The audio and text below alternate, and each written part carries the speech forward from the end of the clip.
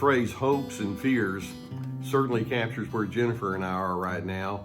We're in a major time of transition in our lives. We've sold our house. We're going to be building a new house in Waco. We have temporary dwelling right now. I'm going into semi-retirement. Jennifer is already retired a few years back, but we just have a lot of uncertainty right now. And when I say a lot of uncertainty, it's like some days we don't know which end is up.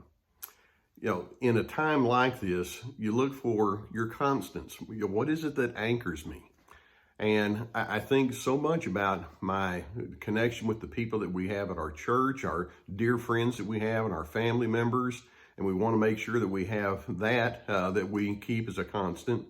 But you know, the relationships that we've developed through the years are anchored in our trust, our mutual trust in God. The whole Advent story is God's reminder that says, I'm in there with you.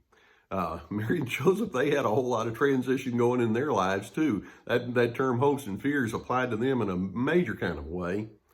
But we have the Christ child, Emmanuel, God with us. There's another hymn that I enjoy so much that says, this is my Father's world. Oh, let me never forget. This is God's world. And we have lots of changes. We have lots of topsy-turvy and uncertainty that are there in many different ways.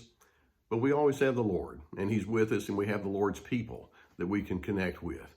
And so as we continue through this time of transition with the hopes and fears, we do so knowing that we're connected to the God that also says, my peace I give to you, not as the world gives you, but my peace I give to you. I'm holding on to that message for dear life right now. I so need it. And I'm so glad that Jennifer and I have had our time with Wilshire to remind us being with God's people is being in a place of true peace. I guess I should start by saying I have always found my hopes and fears to be hopelessly entwined. Perhaps my greatest fear is simply that my greatest hopes will never come to fruition. There was a time in my life that fear was paralyzing for me. Because of that, I tend not to hone in on fears, as I have learned through experience that no matter how dark the storm or how impossible it feels to see God in the midst of our circumstances, in His time, He is always faithful to bring beauty from our ashes. Of course, I do have the typical worries about all the unknowns that are utterly out of my control. Yet I choose not to be encumbered by the things or people I cannot change, and instead to channel that restless energy into the ways I am called to serve and love others. So, I hold tight not to the fear of what I cannot control, yet to the hopes that keep me pressing forward, even when the path may seem way off course. I guess my current greatest hope is for a new, better normal.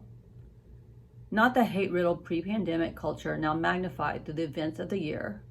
Not even the same day-to-day normal, as I have cherished the slower pace that has awakened our hearts, our creativity, and our senses to so many treasures that we have missed in the haze of our overscheduled lives.